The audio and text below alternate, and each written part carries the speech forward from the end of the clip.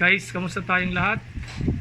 Ngayon, ang gagawin natin ay magpipintura tayo ng ating spoiler gamit ang rubber paint. So, yun ang gagamitin nating pangpintura sa ating spoiler. So, abangan nyo kung paano ko siya gagawin. So guys, ngayon magpipintura tayo ng ating spoiler. Pipinturahan natin tong kulay itim. Rubber paint ang gagamitin natin dyan. Tatanggalin na natin.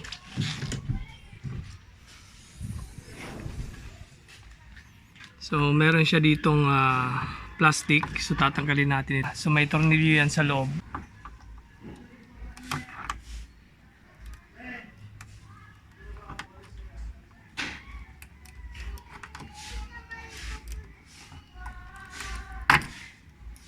So yan, may tornilyo yan.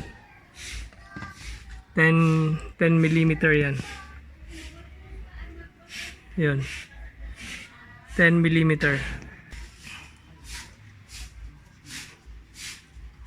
Tatanggalin natin to.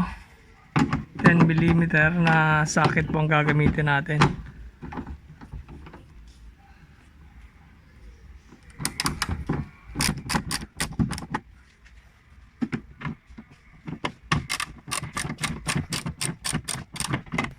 So malambot lang po siya.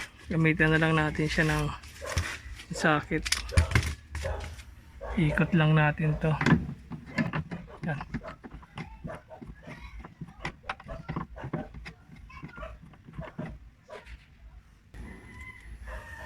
So pagkatapos natin tanggalin, tingnan natin kung matatanggal na siya.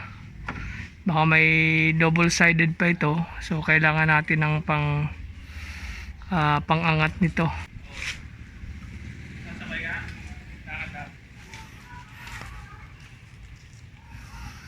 Tatanggalin natin ito.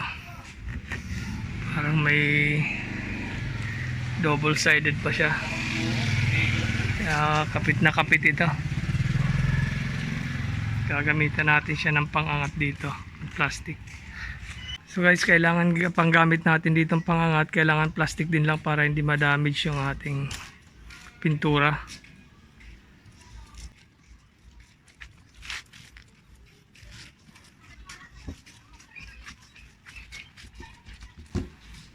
So ganyan na lang natin paikot.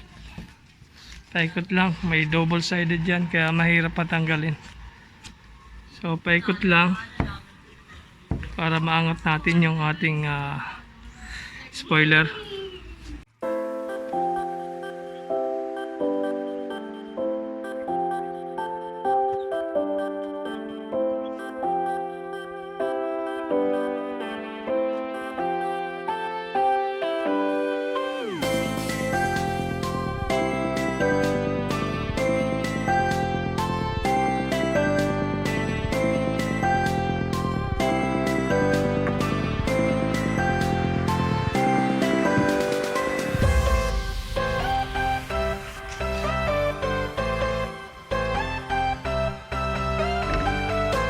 So yan nga guys, medyo mahirap siya tanggalin dahil meron siyang double sided ditong nakadikit. So yan, double sided po yan sa loob, sa ilalim nitong spoiler natin. Nilinisan na rin po natin to para pagkabit natin mamaya malinis na yung loob, tapos maganda yung pagkakalapat. So yan po ang ating spoiler. Tanggal na po natin. Lilinisan muna natin siya bago natin siya pipinturahan. So papatuyuin natin. So pagtuyo na, saka natin siya i-sprayan ng ating pintura. So ayan ang itsura ng ating likod pag walang spoiler. Simple lang ang ating kakailanganin. Ang ating rubber paint, ang kulay niya ay matte black. So ayan po, binili ko lang siya sa online. Mga 200 plus ang presyo niya.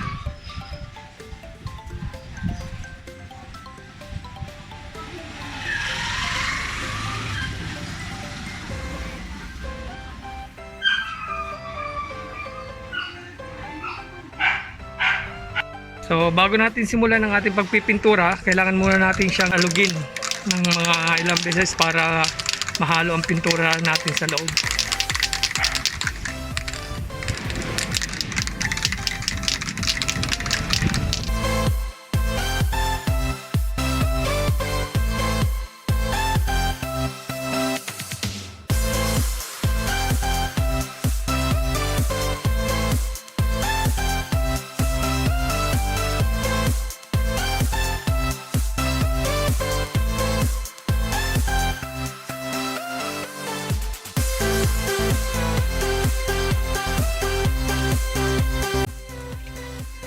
So guys, bago tayo magsimula magpintura, kailangan siguraduhin muna natin na tuyo na ang ating pipinturahan. So, simulan na natin.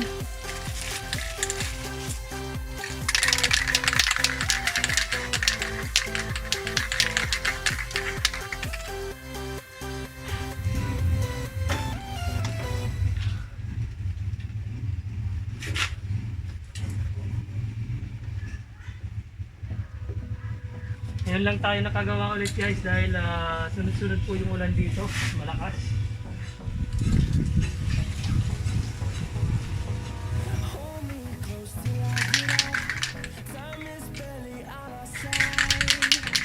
Una, ang gagawin natin, unang coating muna.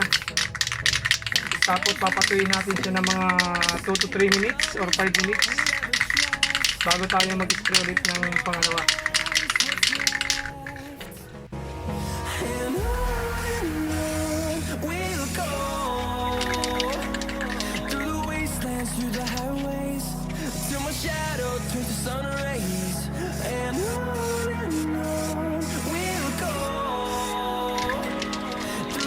So ayan, unang coating muna, papatuyin natin siya ng mga ilang minuto bago tayo mag-spray ulit ng pangalawa. So tapos na po ang ating ilang minuto, so maglalagay tayo ng pangalawang coating. So i-cover na natin lahat ng puti.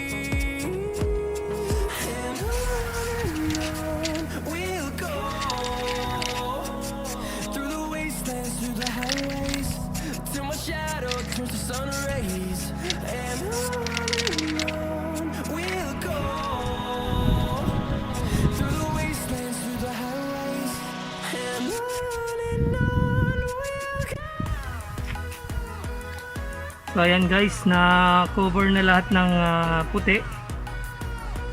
Ayan.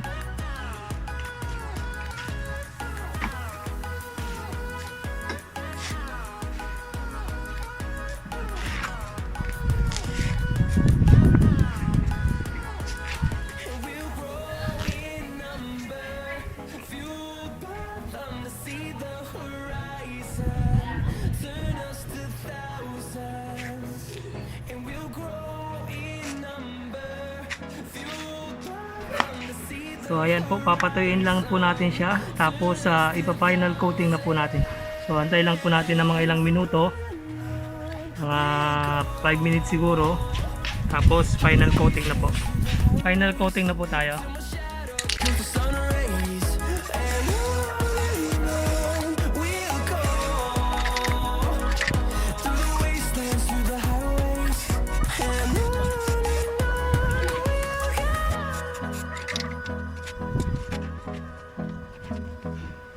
So medyo malikabok. So ingatan lang po natin siya na hindi malagyan ng alikabok. Pupunasan muna natin siya, patuyin muna natin saglit. At medyo humangin ng malakas.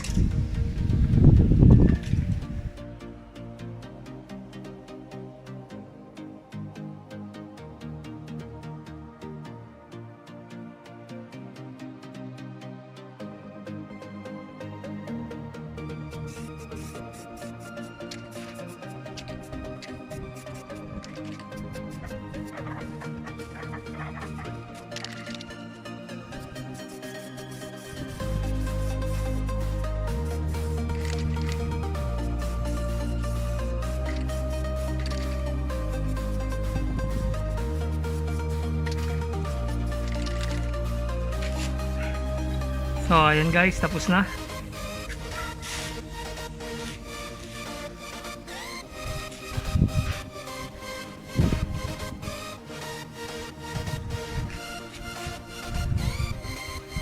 So yan po ay hindi natin ina-advise na talagang pipinturahan natin. Nasa sa inyo lang po yan kung gusto nyong pinturahan para maging maganda yung inyong sasakyan. Pero kung ayaw nyo naman, wala naman pong problema. Ito kasi gusto ko kasing pinturahan dahil sa tingin ko maganda po siya tingnan. So ayan po, hindi po ako professional na pintor, pero ganyan po, DIY lang po tayo. So ayos naman yung pagkakapintura natin.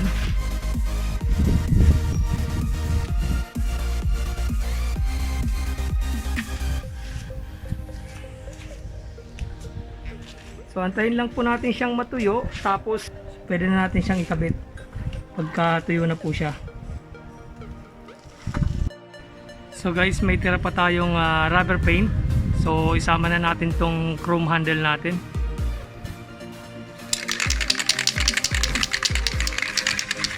So pinturahan na rin po natin yan ng matte black po na kulay. Kasama na po natin ang ating chrome handle. So punasan muna natin.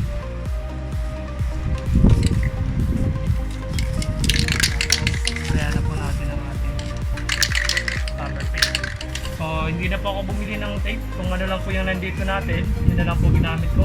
Lagyan ko na lang po ng plastic. Ayan po. Tapos tape, scotch tape na lang. So pareho lang naman yan, mabilisan lang naman to.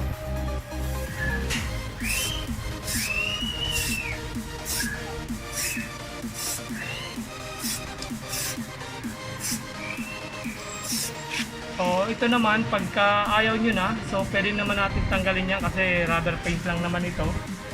So nasa sa inyo po yan kung gusto nyang kulayan o hindi po.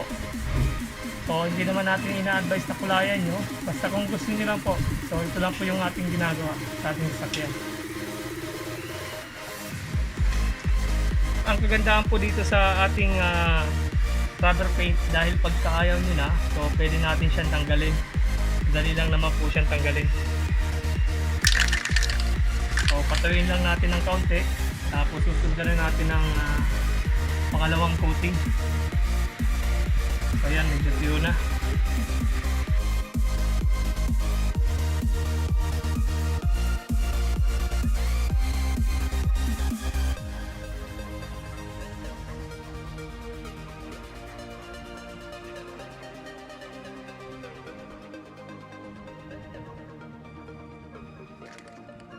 Final coat na po tayo.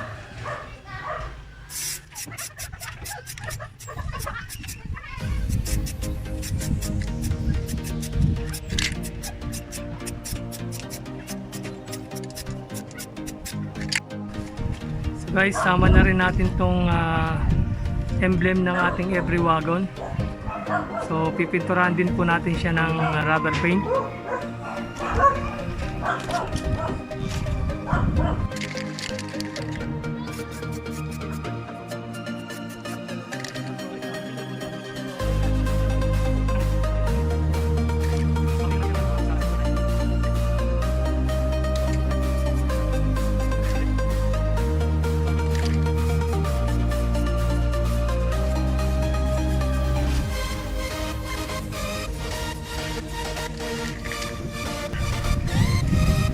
So papatuyuin lang po natin siya mga ilang minuto, tapos pwede na po natin siyang tanggalin yung plastic, tapos yung mga may sobra-sobra na pintura.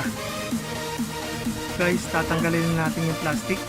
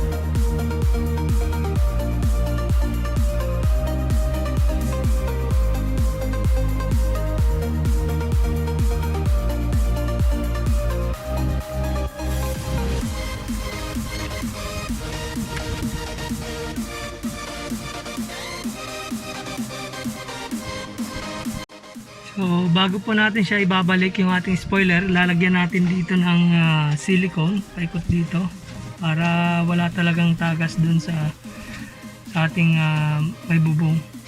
So kabilaan po yan, kita ba?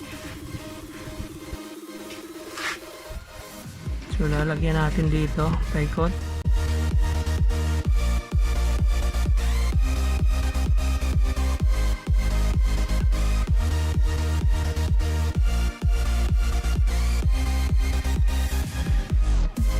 Para hindi po tumakas yung ating tubig pagka umulan. Yan. Yan na po yan. Kakabit na po natin. So tapos na natin pinturahan, ikakabit na natin ang ating spoiler.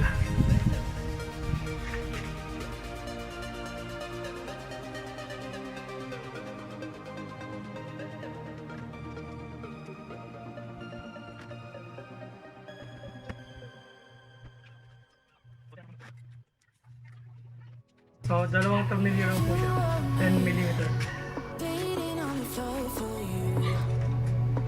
So, kakabit na po natin.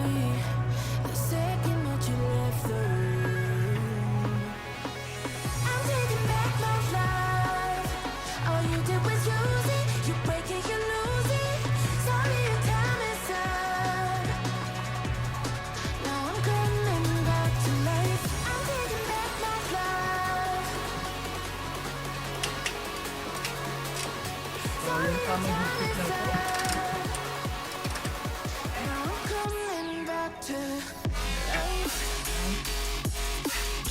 Kabila naman.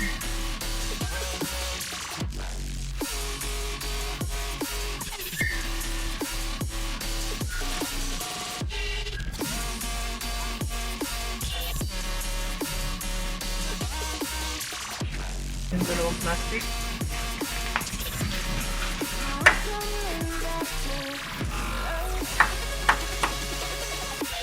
So guys, tapos na po. Ayan na, naikabit na natin ang ating spoiler.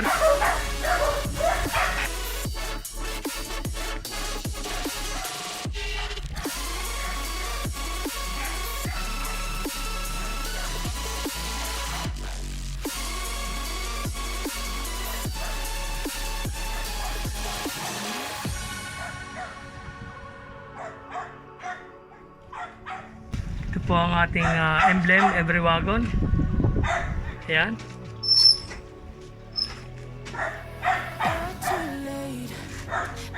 At ang ating chrome handle kanina, so ginawa nating itim din.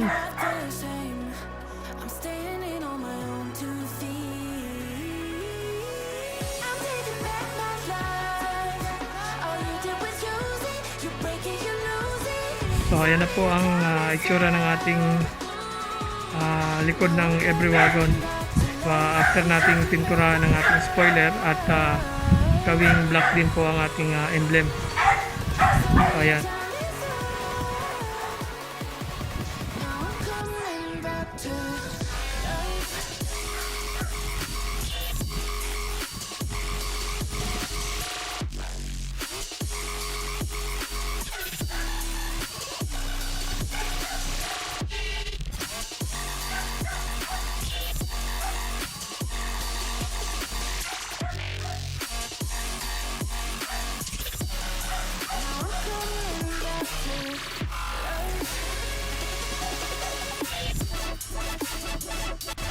So ayan guys, kung nagustuhan nyo itong aking video, huwag po nating kalimutan i-like, share, and subscribe ang aking channel. At pakiclick na rin po ng ating notification bell para updated po sila sa mga video ko pa pong i-upload. So maraming salamat po at ingat po tayong lahat.